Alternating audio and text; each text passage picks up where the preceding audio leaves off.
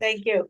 Welcome everyone to the first edition of ACA Forum. This is an extension of the Academia Against Corruption in the Americas conference. We will be holding monthly meetings for presentations of books, studies, and reports. It's an opportunity to present your recent or upcoming work.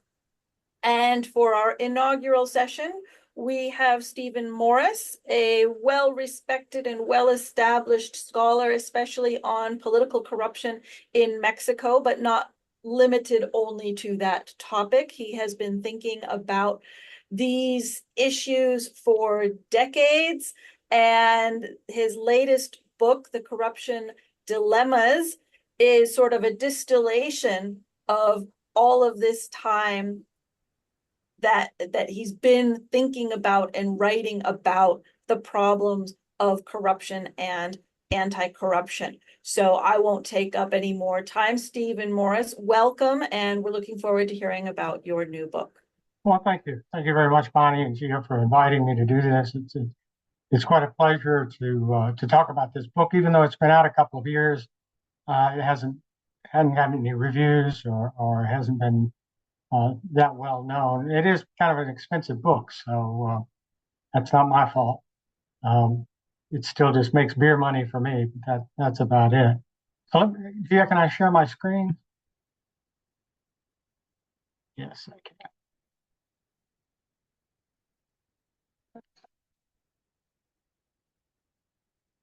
This way.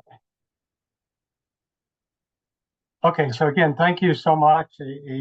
And I hope it's okay que esté bien que hablo en inglés. Doy la presentación en inglés, pero por supuesto podemos platicar en español después si quiere. So what I want to talk about, and kind of the main idea behind this book, and like Bonnie said, it's kind of a culmination of many years of working on corruption and trying to think through some ideas. So a lot of this has been, I've been working on for a number of years. But kind of the idea is to incorporate politics into our understanding of corruption and vice versa. And that of course, Bo Rothstein, Michael Johnston, Scott Fritzen's books a few years ago kind of talked about part of the problems that we have in terms of addressing corruption, or the failure to be able to address corruption, is because we really don't understand kind of the political dimensions of corruption. And Michael Johnston has been doing that even many more years than I have. And so that's what I try to do. And part of doing that, I think, is the kind of the central paradox when I refer to the corruption dilemma that you can see here, that the powerful are not only the subject of the controls, but also the agents who influence how we define and think about corruption, how and where to limit power, and how and even whether to enforce those limits. So that's kind of the central theme, and I play with that in a number of different areas. So what I want to just kind of lay out, hopefully briefly today, but once you get started, it's hard to stop. Try to lay out briefly the framework, the premise of the book that I'm working with, and then briefly to discuss the various dilemmas that draw off of this central paradox, or the central dilemma, if you will. So the framework that I've kind of adopted for this, that kind of guides me through this idea of the dilemma, is first of all to kind of understand corruption in a very broad and abstract way in the context of limiting state power. And I put it alongside, this is kind of the detonation aspect of a definition of corruption, but I put it alongside authority, democracy, and the rule of law. So very briefly, to kind of go into that. Authority is a concept we don't use that often, but authority is basically legitimate power, the legitimate use of power. So in and of itself, it limits what power can be used by the state based on what's considered legitimate. That doesn't tell us what's considered legitimate or not. It just tells us that it's only legitimate power that we designate as authority. So that it, in a sense, limits power. So that's part of this concept of corruption and this idea of limiting state power. So I put it alongside authority, also democracy. Democracy, of course, fundamentally limits power. It limits how people can become leaders within a democracy. It tells us how to vote. It tells us how laws are passed. There's all types of ways that democracy tries to limit power. It even decides or dictates based on popular sovereignty that the government is set up for the purpose of serving the interest of the people. And so that's a limitation on power. In other words, democracy basically says that people in government are not supposed to put their interest above the interest of the people. That's a fundamental dimension of democracy. And even within democracy, I kind of draw a distinction. Famously in the United States, we draw on Abraham Lincoln's quote of democracy is government by the people, for the people, and of the people. And I play with that a little bit because those three things are not the same thing. And so even authoritarian regimes quite often adopt certain aspects of democracy, like the idea that the government should serve the interests of the people.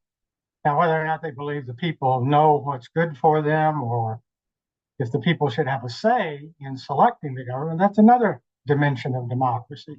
So I play with that a little bit. But democracy, nonetheless, is part of limiting what the government can do and what they can't do.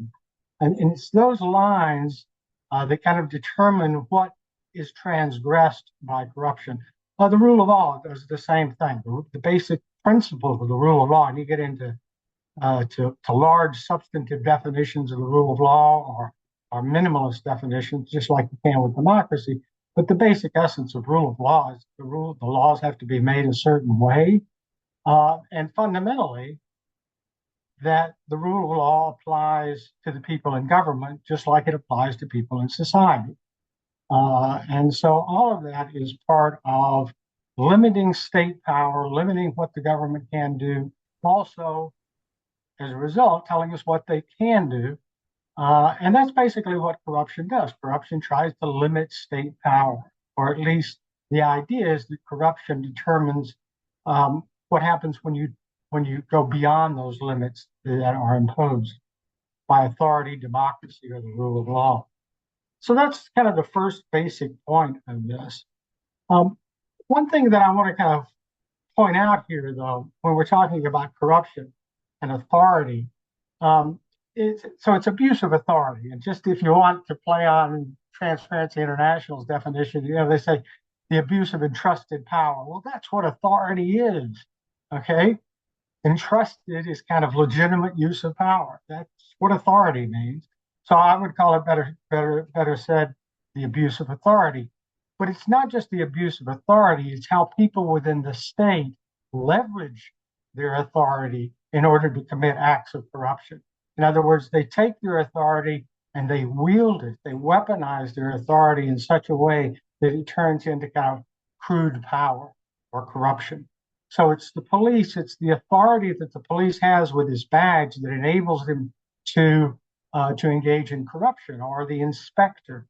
It's the authority granted by the state that they use in such a way that they engage in corruption, that they surpass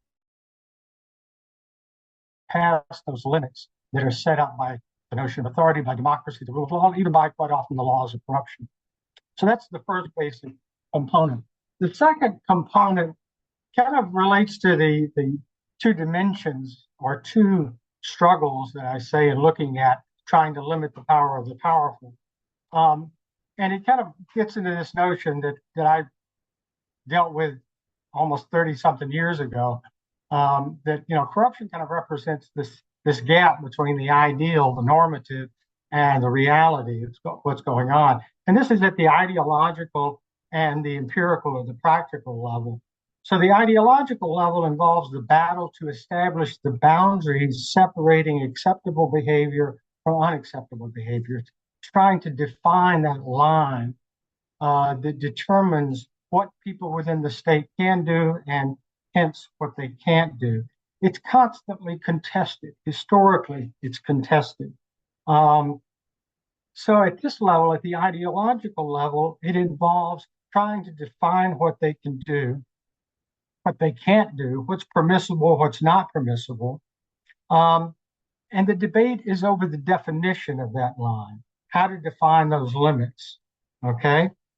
But this is really only one step of the way. Once we kind of engage in the ideological battle and we push the limits, or we restrict greater the limits on what people within the state can do, that's only part of the battle. You think about it, and I give the example of absolute monarchy, which really, in a sense, never existed. Um, uh, the 1688 revolution, there becomes a time in which the monarchy, they tried to limit the power of the monarch, which was kind of all powerful.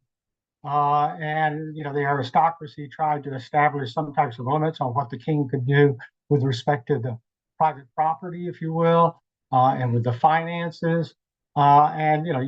Tilley and Olson talk about the whole progress of state development and the creation of the state. And so, gradually the emergence of democracy placed greater and greater limits on what the state could do.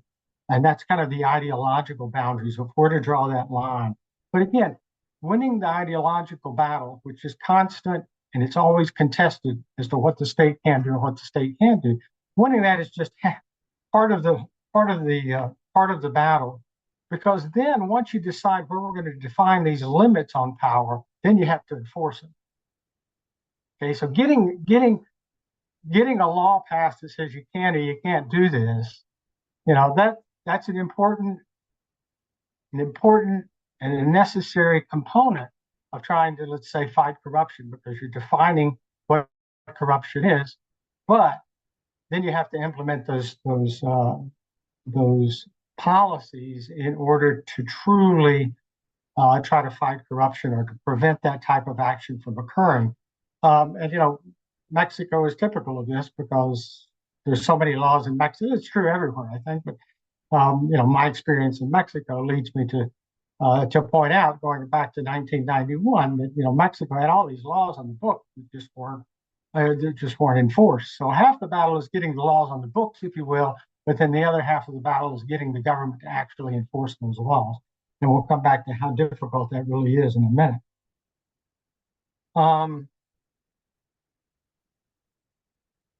And the title, just kind of go back, the title dilemma relates directly to this, and I'll kind of come back to that. But the third part of the framework here is rethinking Lord Acton's axiom.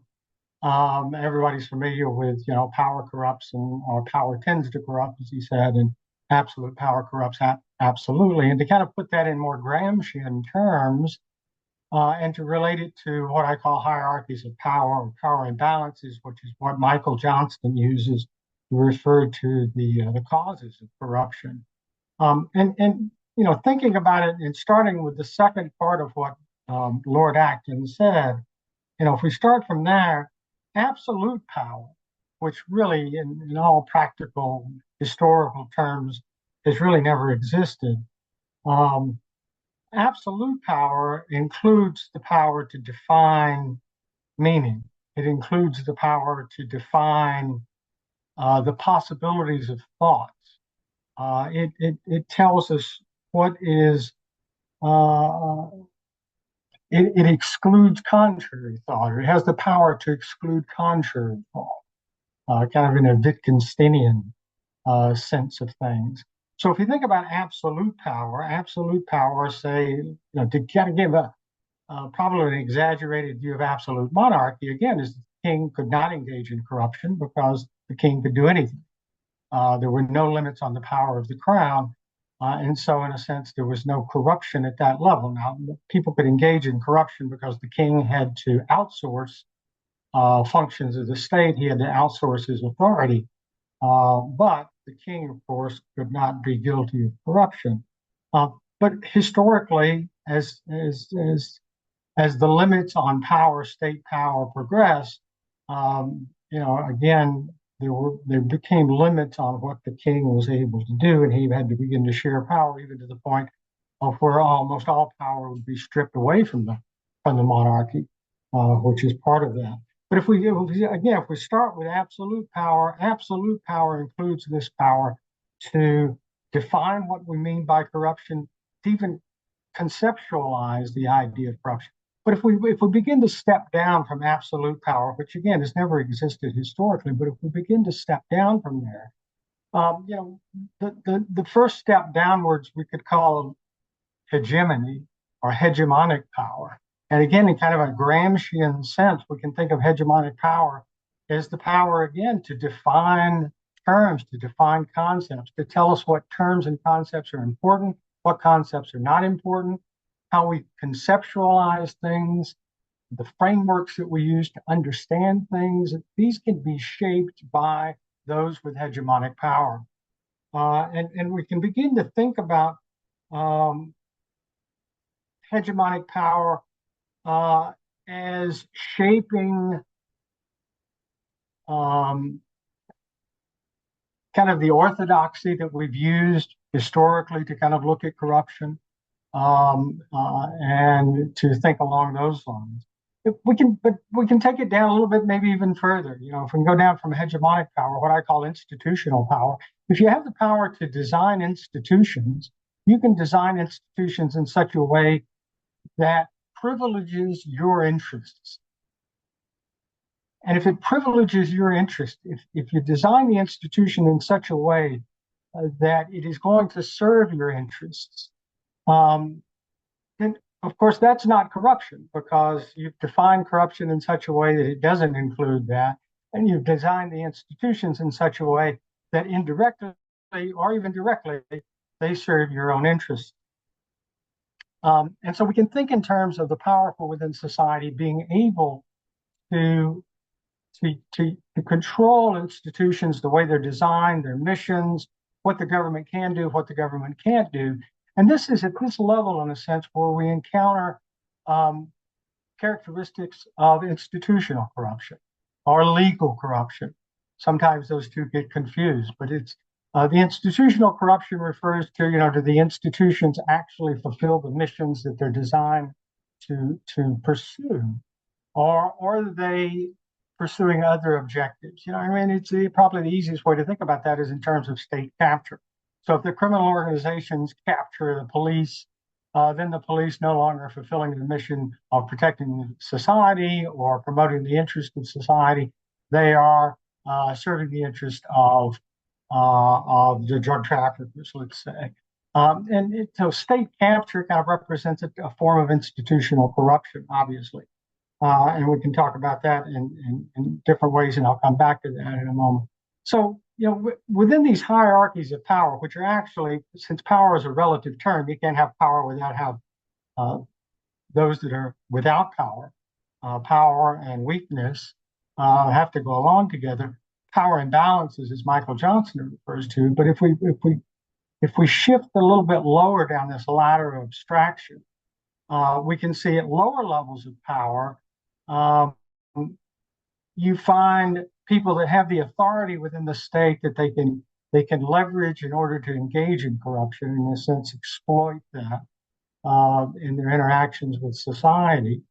But yet they don't have enough power that they're able to legitimize what they do. So they can't get laws passed that make it acceptable to do what they do. They can't really truly control the institutional norms or the missions or anything like that.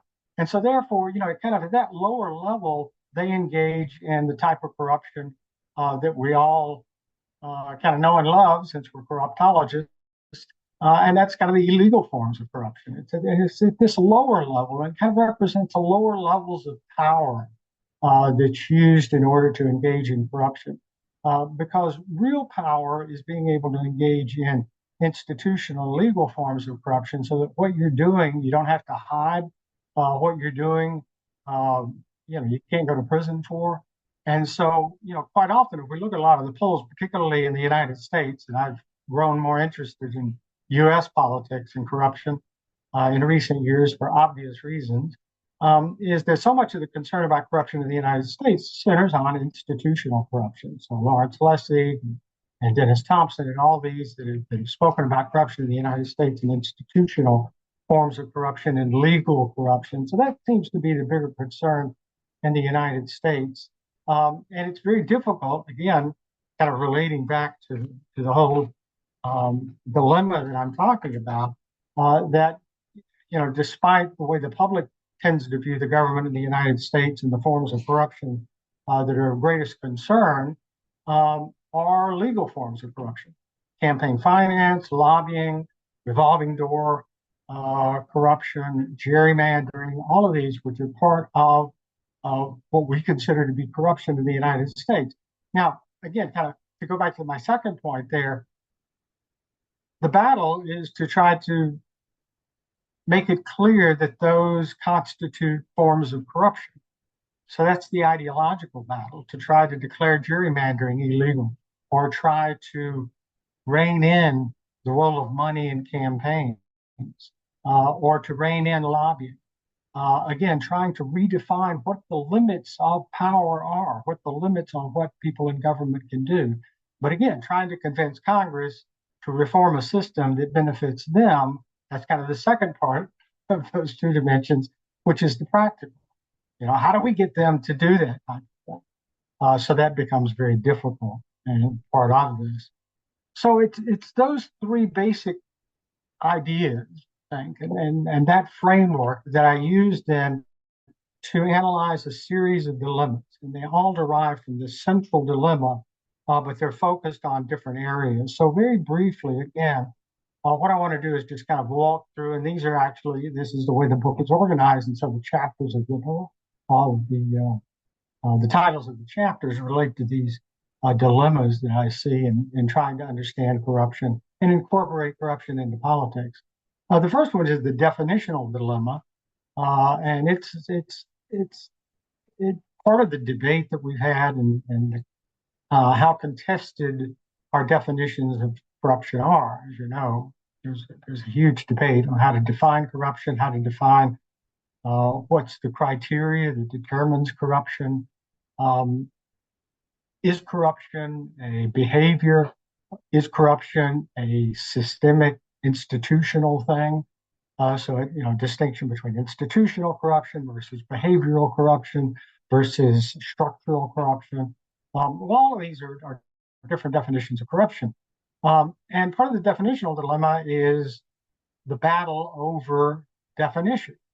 And there are different definitions that are embraced or prioritized, I should say, between the right and the left. My prior book to this one, The Corruption Debates, Left versus Right, kind of highlights how the left has a different perception of corruption or a different definition of corruption, or they prioritize corruption differently than does the right.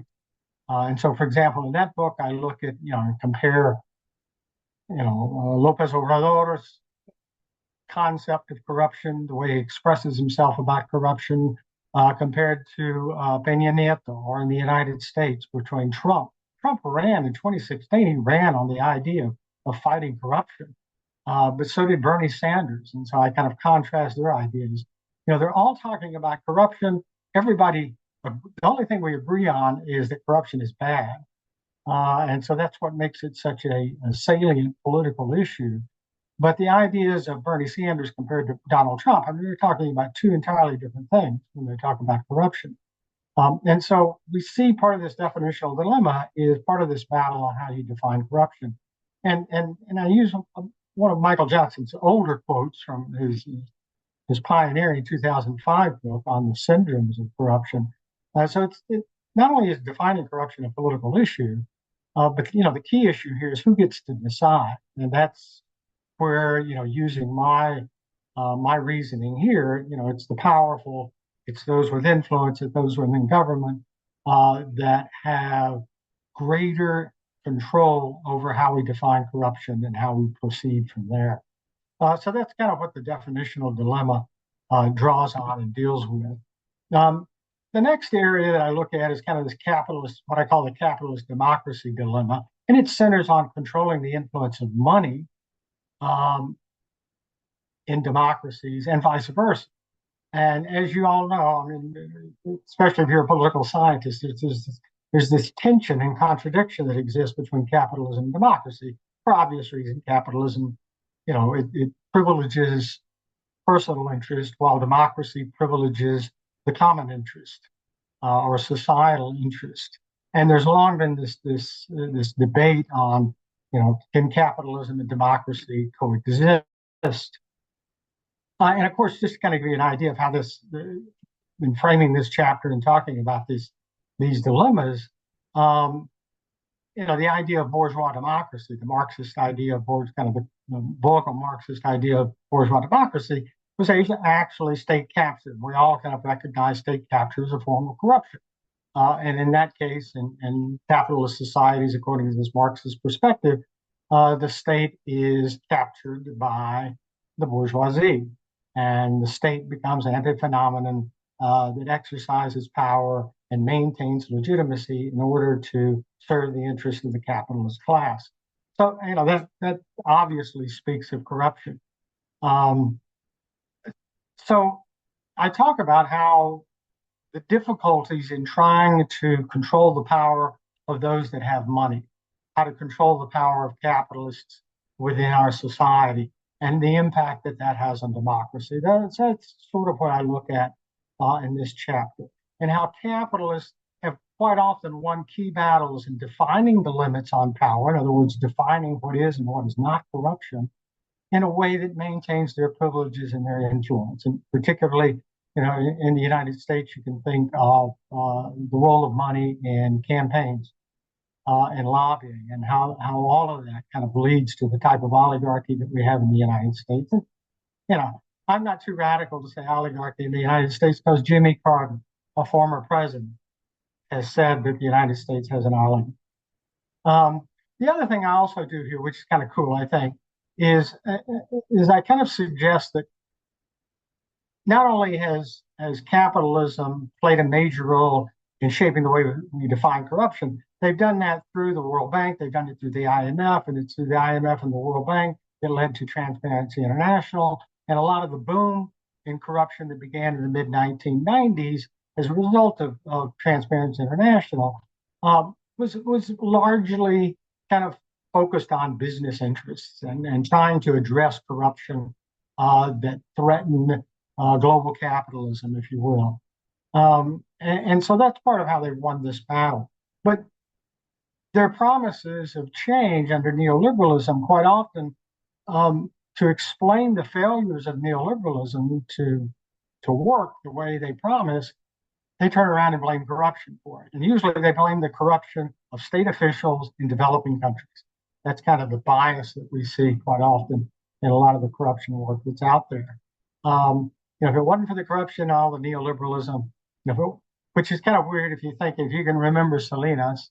Salinas promised that Mexico would make it to the first world. There was a lot of corruption during the Salinas period, but even so, kind of the idea, the official story, I guess, is that if it weren't for the corruption, all that neoliberalism would led Mexico to the first world, I suppose. So that's kind of that chapter that I look at. The political dilemma turns around and looks at not capitalists outside within society and their influence in controlling and manipulating the state, but it looks at those controlling or occupying the state officials. Okay, and if we can think of, in a Marxist sense, if we can think of bourgeois democracy as the bourgeoisie capturing the state, well, in a political science sense, the purpose of political parties is to capture the government, okay? And state capture, again, that tips us off that there's some type of corruption going on. State capture quite often is used as parties take over government and they use that power in order to protect their own power, in order to promote and pursue their own interests, and to privilege their own interests. And again, remember, institutionally, the government is supposed to promote the interests of the people, but quite often, and that's what this chapter deals with, is that state officials use their authority and their tools to protect, promote, and privilege their own interests. Now here, I should say that it's not necessarily personal interests. Those of you that have read any of my stuff, you know that I don't like the idea of including personal gain in the definition of corruption, okay? The way we define rationality. So it's like saying it's rational for them to do that. Okay, well, can you engage in corruption without doing it for your own personal interest? Of course you can, okay? The issue with corruption quite often is not just personal interest. It's institutional interest, it's political interest, or it's interest for a particularistic group. That quite often is what corruption is. And how you're able to align your own personal gain with that is something else. solely personal interest is a form of corruption, and quite often that's dealt with. But the bigger problems that we have, I think, are when you're promoting institutional interest or political interest or interest of your political party or interest of your political clique or whatever. And you're using state authority in order to promote and protect those interests. Okay?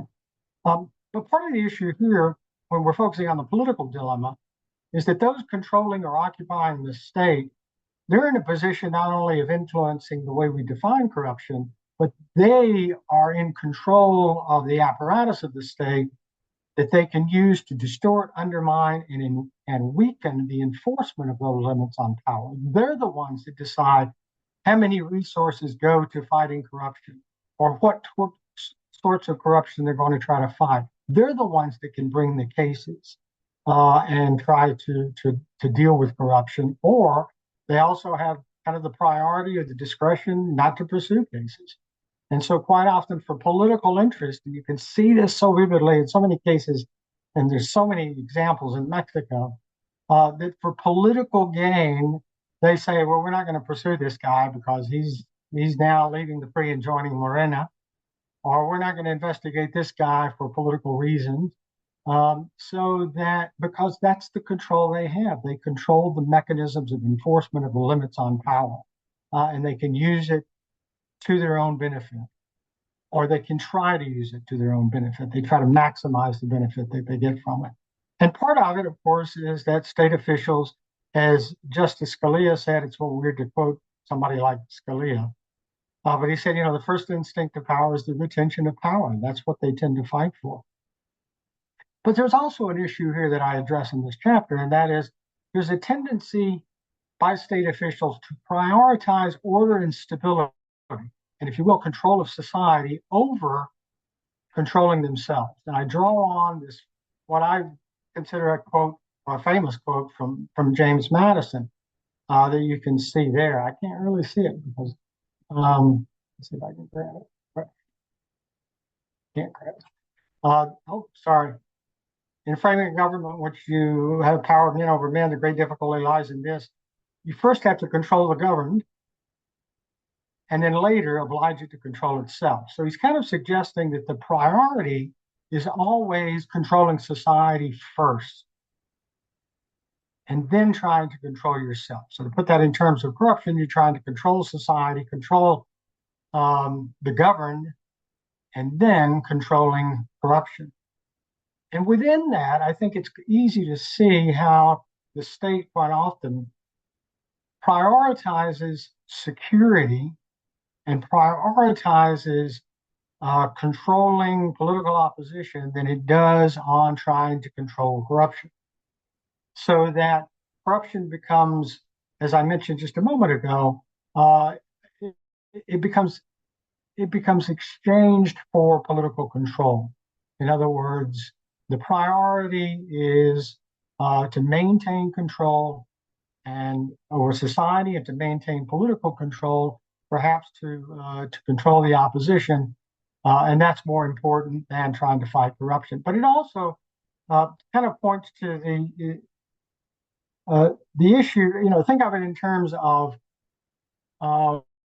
resources, so that we have so many resources devoted to trying to fight crime, societal illegality, than we do to trying to fight state crime, which is corruption.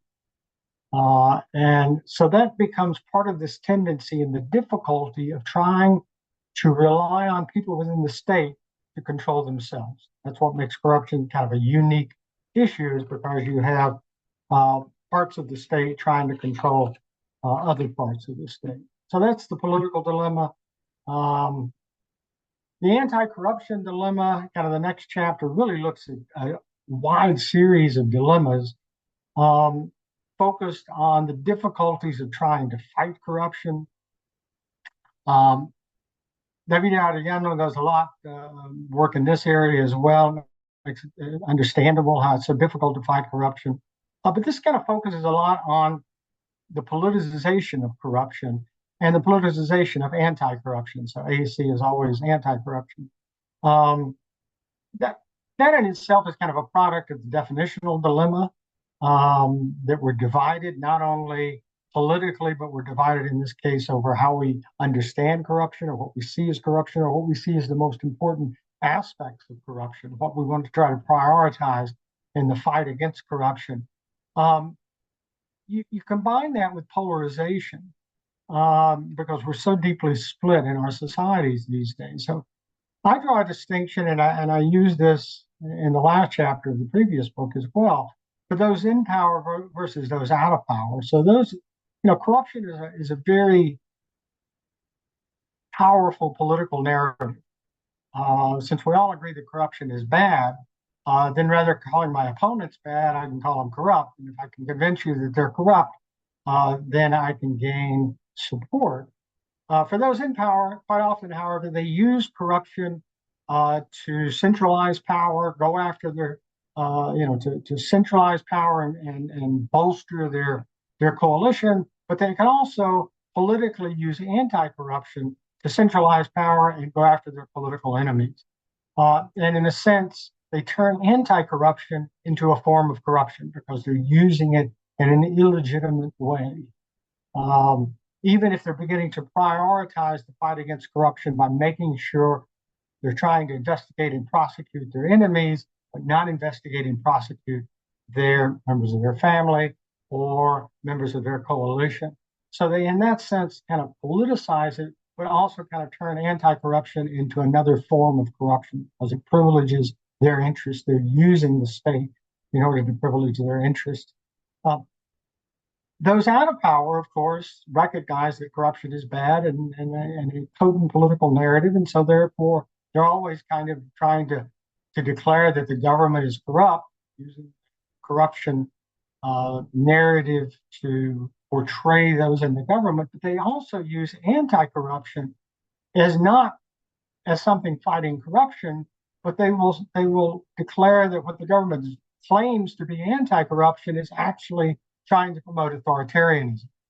I'll never forget I think it was Luis Rubio that had, a piece, I think, because he's in Reforma or where he always publishes, just on the internet. But where you had one, anti-corruption is basically fighting corruption is what they claim to be doing, but actually what they're trying to do is centralize power. And so this is part of the difficulties of trying to fight corruption is that discussion of corruption, discussion of anti-corruption is always so much a part of this political debate, this polarization that we find in society in trying to portray for those in power to try to keep power, for those out of power to try to arrest power from those in power. So the opposition uses it. And again, think if you're familiar with what goes on in the United States, Trump is very good at trying to suggest that all of the indictments that he faces, all of the cases that he faces, these are all witch hunts. That, in other words, the government is corruptly using its instruments, the prosecutorial capacity of the government, to try to prevent his return to power. And so again, it's both sides trying to portray each other as corrupt. So it's part of this politicization of corruption, which is so important. Oops, sorry. The individual, the last one is the individual dilemma, and I don't really add a lot to this. It's kind of a review, a lot of the literature from social psychology and from studies about white collar crime. But I kind of try to step down from the ladder of abstraction to focus on individual decisions because individuals have to make decisions on whether to engage in corruption, whether to blow the whistle, whether to sacrifice certain principles in favor of other principles. And so there's individual dilemmas that are involved. And it took me into an interesting literature. If you're not familiar with the literature, it's quite interesting. But a lot of the white collar literature focuses on how the corrupt justify and rationalize their actions because they don't want to get, since again, corruption is bad. They don't want to see themselves as immoral. They don't want to see themselves as morally bankrupt. And so therefore they have these interesting ways of trying to justify and rationalize what they do. Um, but there's also studies from social psychology that kind of demonstrate that those with power, again, the book kind of focuses on how do you control the power of the powerful, that those with power and wealth tend to behave differently than the rest of us. And to have this notion quite often that the rules do not apply to them the way they apply to everyone else, which I think is important in trying to understand corruption. And so there's a lot of social psychological research that helps to try to understand cheating and cheating behaviors. I mean, it does confirm a lot of what we know in corruption about, if nobody's looking, people will tend to cheat, but they won't cheat as much as they could, which is a way that they can justify the cheating to themselves. So it's kind of an interesting discussion, I think, of looking at these individual dilemmas and how we think about the things that we do that may lead us to corruption. It may lead us not to blow the whistle on somebody we know that is engaged in corruption. Um, so that's what these chapters lay out, and you can see how they're all related to these central themes that I mentioned at the very beginning. And again, just kind of to pull it all back, it kind of focuses on the nature of politics. And so kind of my understanding of corruption now, and I'm probably just as confused as I was 40 years ago, is that corruption and anti-corruption are fundamental dimensions of politics. There's no way to separate them or to escape them. They're fundamental ways of conceptualizing power, the law, the state, and even our perceptions of justice and morality. Michael Johnston, again, kind of my idol and mentor, it's always kind of focused on corruption, relating it to our sense of justice and the idea of pursuit of justice. And that the dilemmas and the contradictions that I try to draw out and describe in this book are all embedded within politics itself. And so understanding politics in a sense is to understand corruption, I've often said. Now, the last chapter, the conclusion, the editors came back and said, man, this is way too gloomy. It's way too pessimistic. You got to give us something here. Is there any way that we can overcome these dilemmas? You've kind of suggested that corruption is inevitable. Um, so I went back and had another look at that. And so at least the last chapter, the concluding chapter, says addressing the corruption dilemma, but I throw the question mark in there because I'm not really sure how that goes very well. But what I tried to do in responding to the editors and the reviewers was to reincorporate this into the struggle for justice, the rule of law, and democracy. It's part of that historical struggle to limit how power is used and for what purposes. So trying the fight against corruption is part of the fight to democratize democracy, a term I've often used. It's a way of trying to strengthen our institutions so that they fulfill the functions that they're supposed to. It's trying to make democracy work the way it's supposed to. So it's all part of a historic struggle. And we've had advances over the years in strengthening democracy. We've had advances in kind of limiting the power of the powerful. And so the fight against corruption and understanding how it's embedded in politics is part of that struggle. But I also kind of want to end by kind of equating the view of corruption to how other powerful groups in society, and here I would point my finger at whites and men and the West, how historically they have abused their power and privilege, and how others in society, non-whites, people of color, women historically, people outside of the West and outside of the imperial West particularly, have long sought to resist, subvert, and limit those powers, constantly trying to push the boundaries of what is acceptable, even to the point, and I don't discuss this at length in the book, but I mention it, even to the point of the Me Too movement a few years ago, was kind of pushing those boundaries, trying to limit further the power of male privilege that exists in society. So wherever there's this abuse of the privileges or abuse of authority, transgressing these lines, kind of constitutes forms of corruption. We can see corruption in that broader sense, but also this idea of this constant contestation of trying to restrict the limits on power, and then, of course, the struggle to try to enforce those limits. So with that, thank you for letting me do this. Thank you for letting me share these ideas with you. And hopefully we have time for questions and comments and discussion. No, thank you, Steve, for this presentation of your book. I haven't looked at it before, so I found it very, very interesting. So now Bonnie have preparing some comments for you, and then we can open the floor for more questions of the audience. But thank you very much for this presentation. I found this very, Thank very you. interesting. I had also my own comments and questions. Okay, Thank you. good. Yeah. Right. So thanks, Steve, for this wonderful summary of the book. I think it's a really important book. You're grappling with important questions that concern all corruptologists. As you state in the introduction, quote, confusion suggests a higher state of knowledge, unquote, which I find really comforting.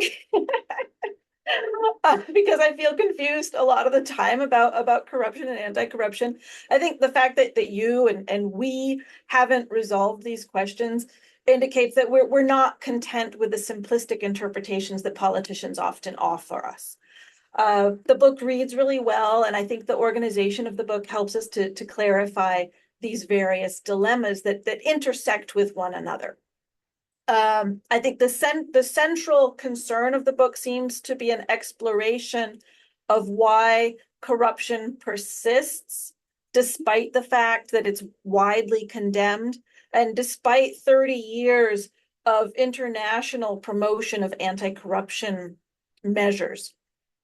And you present this very interesting paradox that the powerful must limit their own power.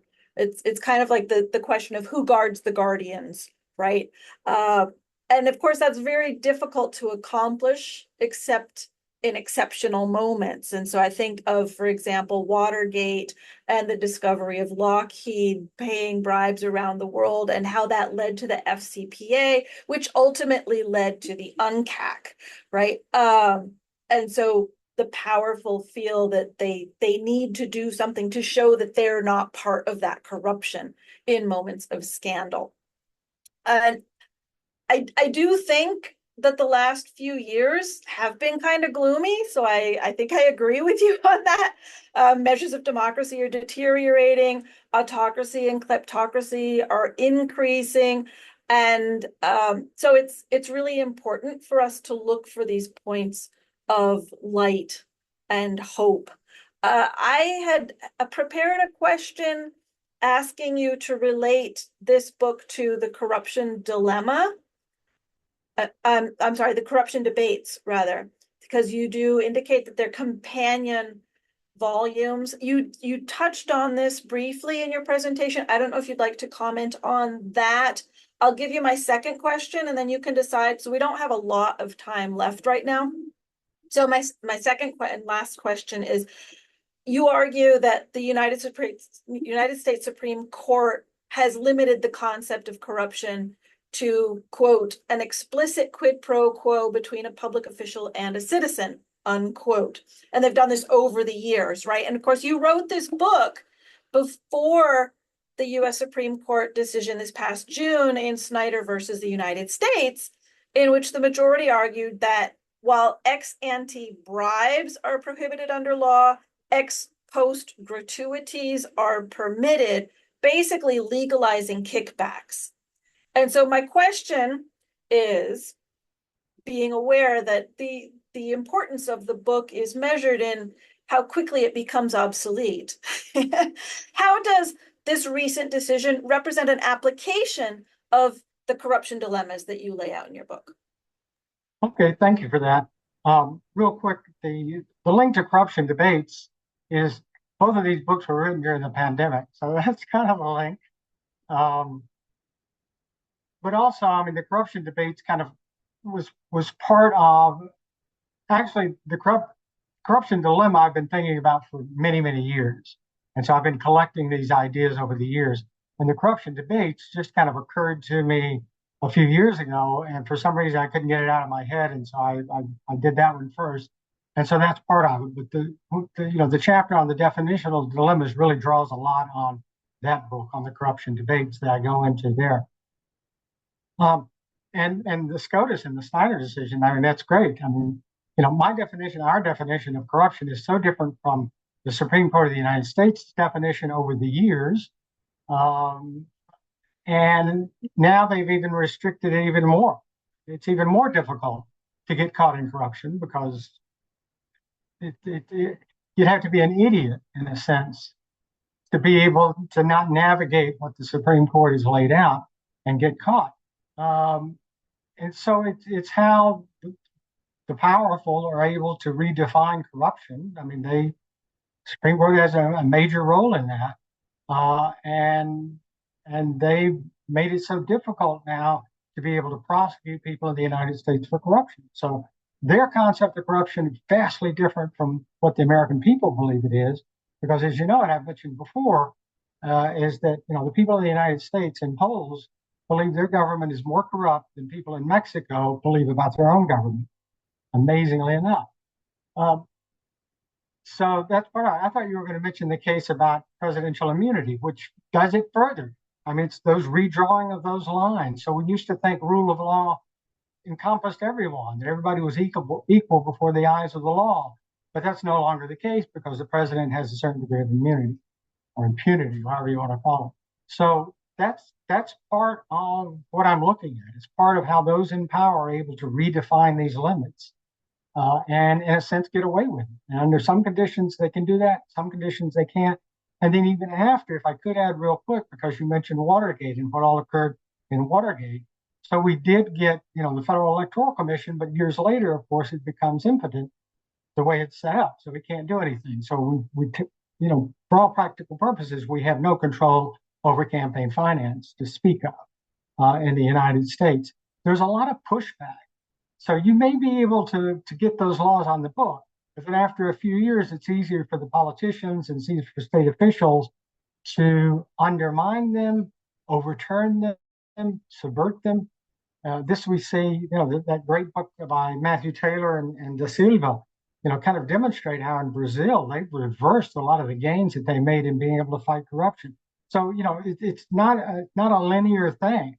They come back and they push back and they're able to overturn that because, again, they're in positions that allow them to do that. They can use the apparatus of the state in order to privilege their own interests. So hopefully that answered the question. U.S. is a case study. More ideas for research. Thank you, Steve. Thank you, Bonnie. There are more questions for the public. I don't know if someone had questions or comments from the presentation. En español también. Okay, David.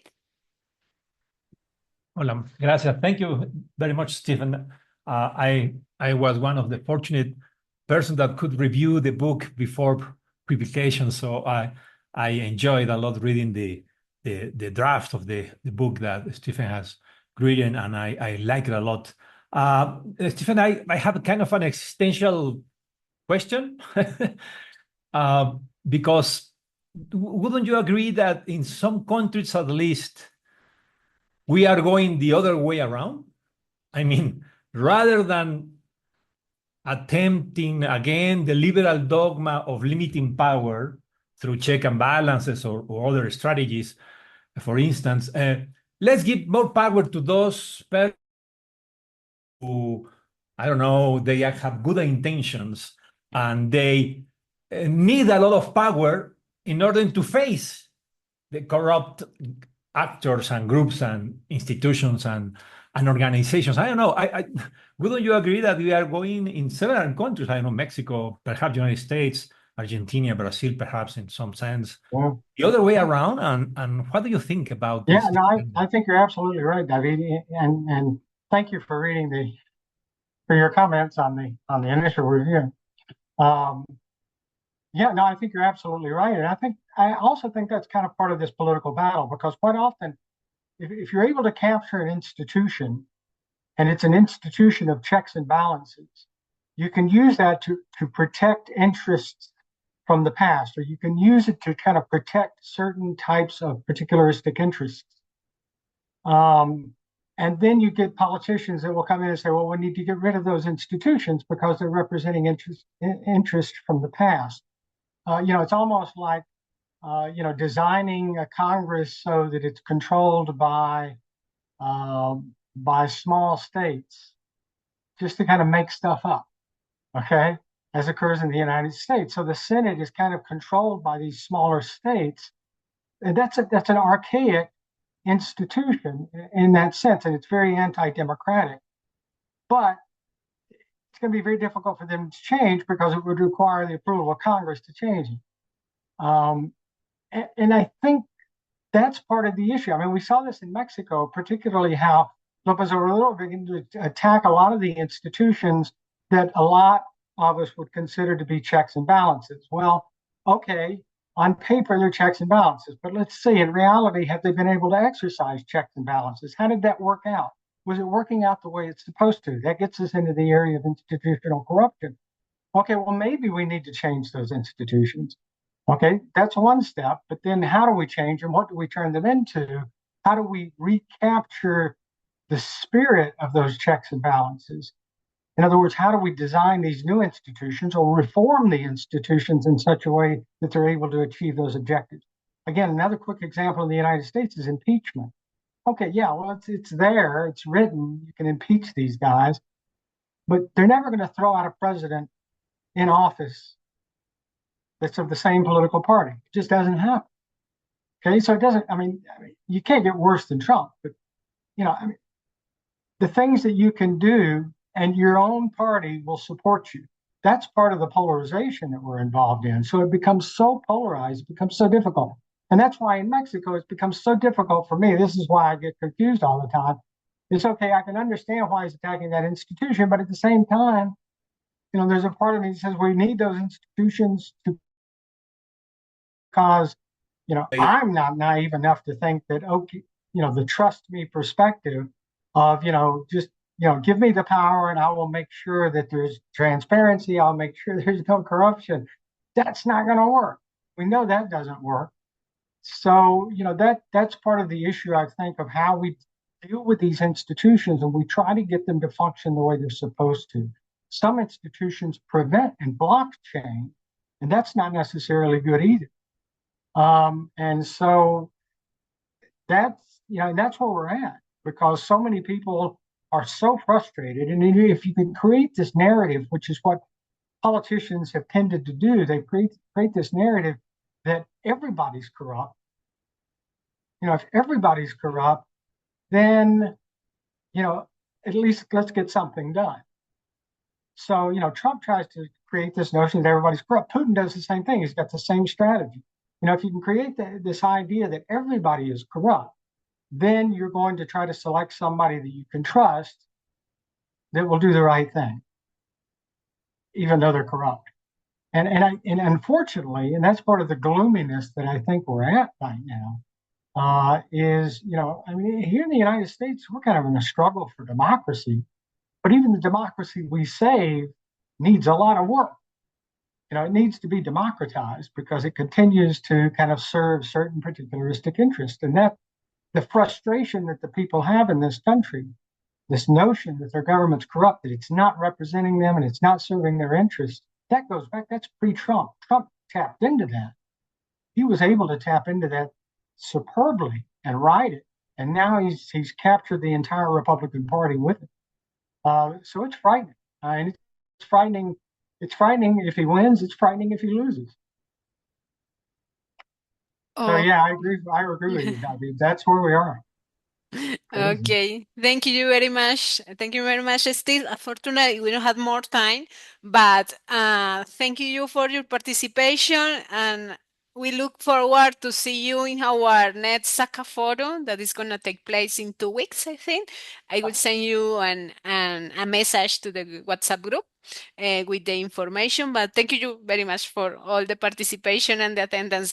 As Bonnie said at the beginning, this is the first ACA Forum meeting, and we want to continue creating this network and strengthening the network between in the Americans region. So thank you all for your attendance. Thank you, Bye. Diana. I appreciate it. Thank you, Bonnie. Thank you, Okay. everyone, for Gracias.